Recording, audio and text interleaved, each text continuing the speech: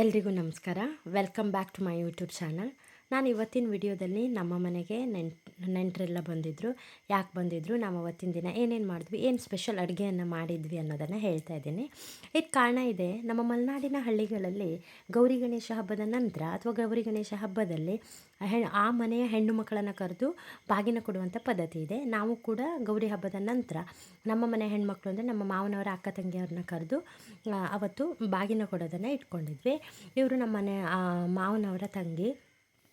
ಅವತ್ತು ಮತ್ತು ಅವರು ಅವ್ರದ್ದೇ ಸ್ಪೆಷಲ್ ಶೈಲಿಯಲ್ಲಿ ಹೊಸಗರೆ ಕಜ್ಜಾಯನ ಮಾಡಿದರು. ಅದಕ್ಕೆ ಹಿಟ್ಟೆಲ್ಲ ರೆಡಿ ಮಾಡ್ಕೊಳ್ತಾ ಇದ್ದಾರೆ.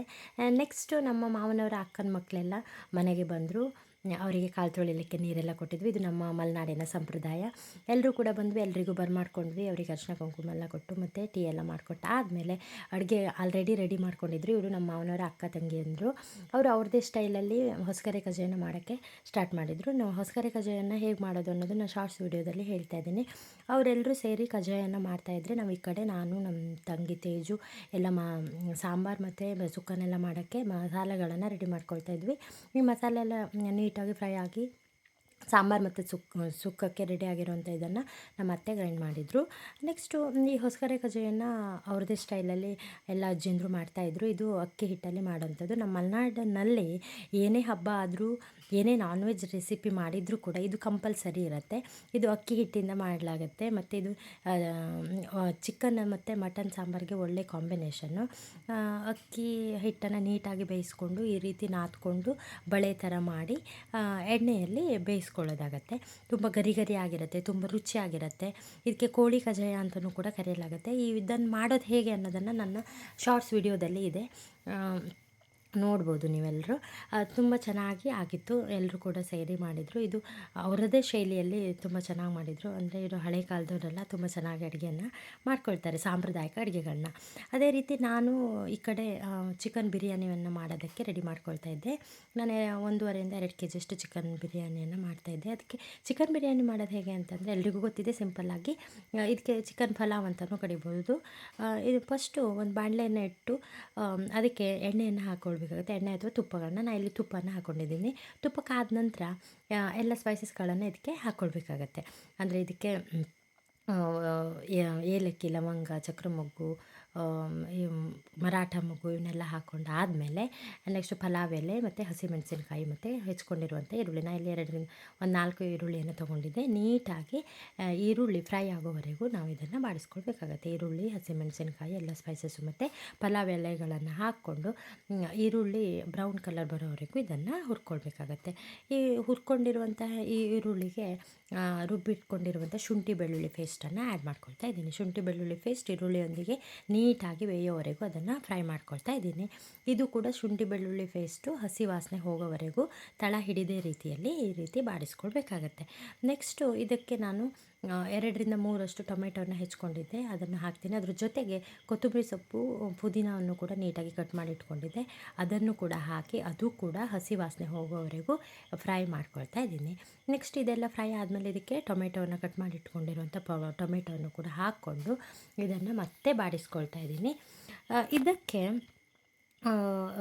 ಮತ್ತು ಕಾಯಿ ತುರಿಯನ್ನು ಪೇಸ್ಟ್ ಮಾಡಿ ಇಟ್ಕೊಂಡಿರುವಂಥ ಪೇಸ್ಟನ್ನು ಕೂಡ ಹಾಕಬೇಕಾಗತ್ತೆ.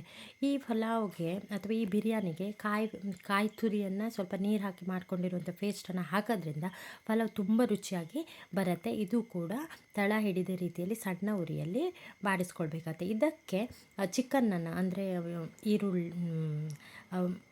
ಖಾರದ ಪುಡಿ, ಧನಿಯಾ ಪುಡಿ, ಉಪ್ಪು, ಅರಿಶಿನ, ಸ್ವಲ್ಪ ಮೊಸರು, ಇದರಲ್ಲೆಲ್ಲ ನೆನೆಸಿಟ್ಕೊಂಡಿರುವಂಥ ಚಿಕನನ್ನು ಹಾಕ್ಕೊಳ್ತಾ ಇದ್ದೀನಿ. ಚಿಕನ್ ಫ್ರೈ ಆದಮೇಲೆ ಸ್ವಲ್ಪ ಬೆಂದಮೇಲೆ ಇದಕ್ಕೆ ನೀರನ್ನು ಹಾಕ್ಕೊಳ್ಬೇಕು. ನೀರು ಅಕ್ಕಿಯ ಕನ್ಸಿಸ್ಟೆನ್ಸಿ ನೋಡಿಕೊಂಡು ಹಾಕ್ಕೊಳ್ಬೇಕಾಗತ್ತೆ. ಇಲ್ಲಿ 4 ಗ್ಲಾಸ್ ಅಕ್ಕಿ ತೊಗೊಂಡ್ರೆ 8 ಗ್ಲಾಸಷ್ಟು ನೀರನ್ನು ಹಾಕ್ಕೊಳ್ಬೇಕು. ಈಗ ಹಾಕ್ಕೊಂಡಾದಮೇಲೆ ಇದಕ್ಕೆ ಲಿಂಬುವನ್ನು ಹಿಂಡ್ಕೊಳ್ತಾ ಇದ್ದೀನಿ.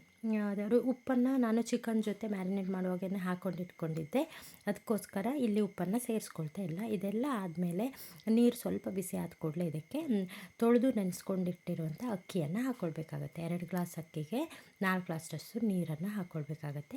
ಚಿಕನ್ನು ಕೂಡ ನೀರನ್ನು ಬಿಟ್ಕೊಳ್ಳುತ್ತೆ.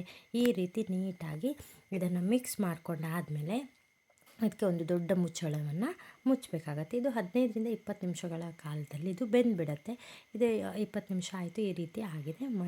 ಚಿಕನ್ ಬಿರಿಯಾನಿ ರೆಡಿ ಆಯಿತು. ನೆಕ್ಸ್ಟ್ ಇವರು ಗೀತಕ್ಕ, ಸರಿತಕ್ಕ ಮತ್ತು ಸುಧಕ್ಕ ಅಂತ ಇದು ನಮ್ಮ ಮಾವನವರ ಅಕ್ಕನ ಮಕ್ಕಳು. ಇವರೆಲ್ಲ ಊಟಕ್ಕೆ ರೆಡಿ ಆಗ್ತಾಯಿತ್ತು. ಇವರು ನಮ್ಮ ಮೀನಾಕ್ಷಿ ಅತ್ತಮ್ಮ ಅಂತ. ಇವರು ಊಟ ಮಾಡೋದಕ್ಕೆ ಬಾಳೆಹಣ್ಣೆಲ್ಲ ನೀಟಾಗಿ ಕ್ಲೀನ್ ಮಾಡ್ಕೊಳ್ತಾಯಿದ್ರು. ನೆಕ್ಸ್ಟ್ ಎಲ್ಲರೂ ಕೂಡ ಇವರು ನಮ್ಮ ಅತ್ತೆ, ಇವರು ನಮ್ಮ ಚಿಕ್ಕತ್ತೆ, ಇವರು ನಮ್ಮ ಮಾವನವರ ಅಕ್ಕ ಮತ್ತು ಎಲ್ಲರೂ ಕೂಡ ಊಟವನ್ನು ಮಾಡ್ಕೊಂಡ್ವಿ. ಮತ್ತು ಎಲ್ಲರೂ ನಮ್ಮ ಮಾವನವರ ಅಕ್ಕನ ಮಕ್ಕಳು ಎಲ್ಲರೂ ಬಂದಿದ್ದರು.